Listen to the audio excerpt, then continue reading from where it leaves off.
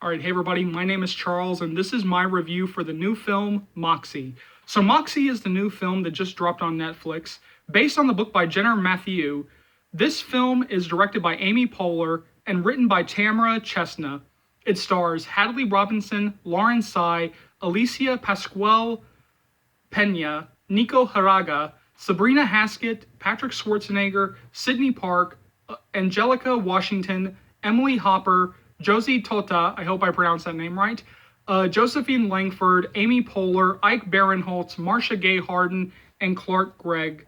And it tells the story of fed up with the sexist and toxic status quo at her high school, a shy 16-year-old finds inspiration from her mother's rebellious past and anonymously publishes a zine that sparks a school-wide coming-of-rage revolution.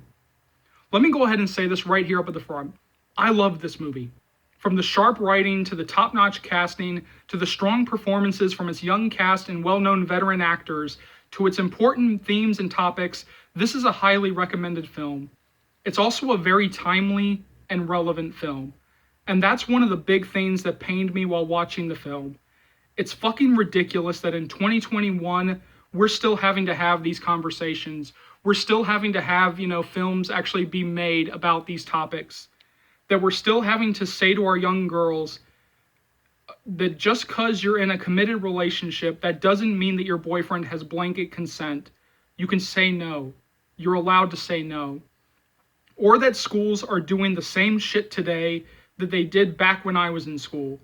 That a girl must adhere to a strict dress code so she doesn't distract either the teacher or the male students. And this is something that has really driven me up a fucking wall ever since I was in school and I watched girls be treated just fucking ridiculous. That when it comes to dress codes, I mean, the guys, we just have like a regular dress code, but like with the girls, it's like a really specific dress code. It's like a really detailed dress code when it comes to the girls.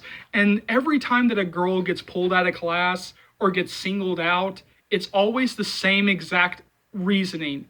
It's that she's either distracting, she's distracting from learning. She's distracting the male students and she's distracting the teacher.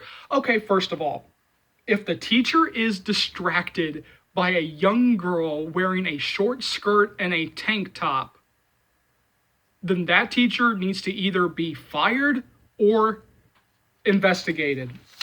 Number two, and this is for all the guys who are easily distracted, by girls wearing, revealing shit in school or even anywhere. Let me just go ahead and say this to you.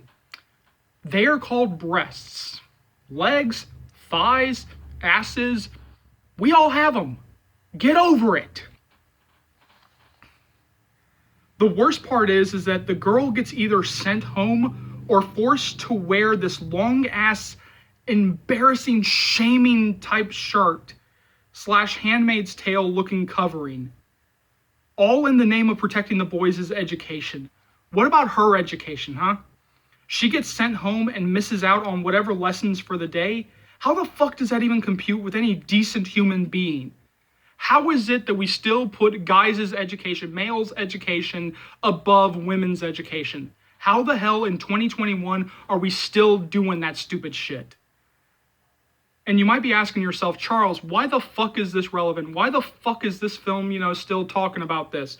Well, because this is relevant, because I've even heard stories of girls being forced to change while doing online Zoom classes during this fucking shit show of a pandemic. One of the characters that I want to hit on is a character that I've seen a lot of guys really talking about since the film was released, and that is the character of Mitchell. And I'm already seeing a lot of comments, and I'm already seeing a lot of guys online, and even like some male reviewers talking about how the character of Mitchell is so exaggerated, so one note, so over the top. I'm here to tell you, I've known Mitchells. Women have known Mitchells. And the amount of comments, the amount of tweets, the amount of, posts that I've seen from women talking about Mitchell and saying, yeah, I recognize that. Yeah, I deal with that shit on a daily basis. I can tell you right now, Mitchell is not exaggerated. He is not one note. And actually, in a lot of ways, he might even be a little bit toned down because, again, they had to work with a PG-13 and they couldn't go full R. But yeah, that might be the only way that Mitchell is toned down. I mean, like, Mitchell is the worst, and every time, and this is actually a credit to the actor Patrick Schwarzenegger, that every time that Mitchell was on screen, I just wanted to dick punch him. I just wanted to see him get punched in the nuts every single moment that he was on screen. Another character that I wanted to hit on is the character of Emma, and she is the character of Emma as played by Josephine Langford. I mean, she is really the definition of, just because someone might look like they are doing great on the outside and look like they have it all, doesn't mean that they are, and you should always check on them. You should always check on anybody anyway, but especially the people who look like they have it all under control on the outside, the people who look like they have it all, the people who look like, like the class president, the class vice president. I mean, like, the more popular, the cheerleader. I mean, you really need to check in on people no matter what. Check in on your friends, check in on your family members, and just make sure that they're all doing okay. One of the things that I did really appreciate about this film is that it also shows the complicity of schools. It does really show the complicity of the school system in how girls are allowed to be treated in schools.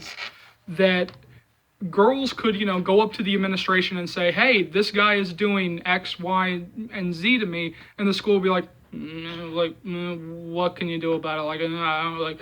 Well, he can catch a football, he can, throw a football, he can, score a touchdown, so, what do you expect us to do? I expect you to do your fucking job and keep these girls actually safe. That's what I expect. But that's just me.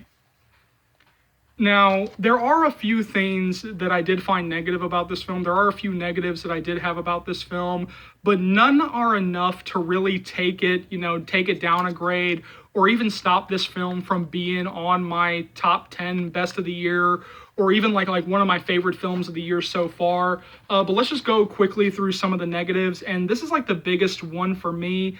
And this is something that I think like a lot of people have really brought up during all of this, since they first started to see the film and when they were reading the book, and that is that the character of Lucy should have been the main character.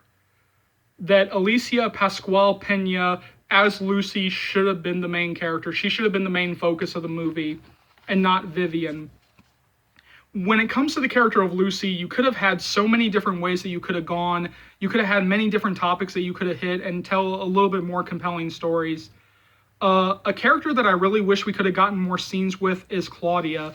But really the main character that I do wish that we could have gotten more scenes with is Emma, played by Josephine Langford, because the places where her character goes towards the end of the movie, I wish that we would have spent a little bit more time with her.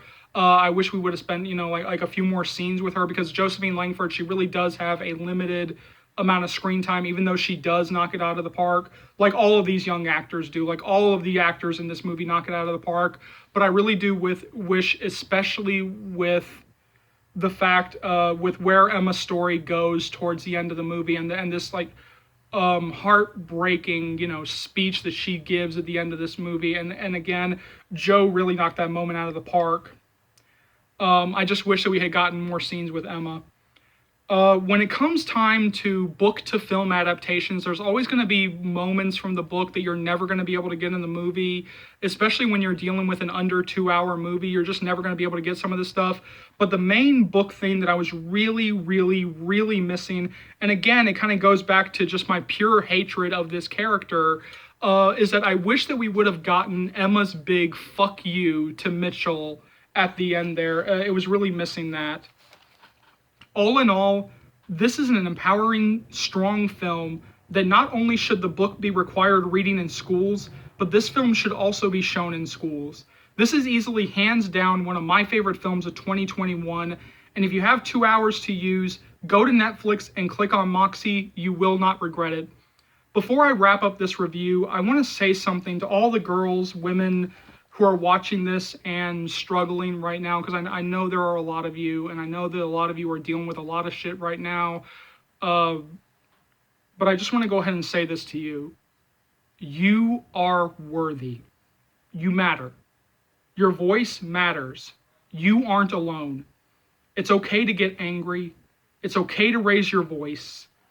Don't let anyone ever convince you that you are unworthy, unloved, lesser than, that you don't matter and should just smile and take it.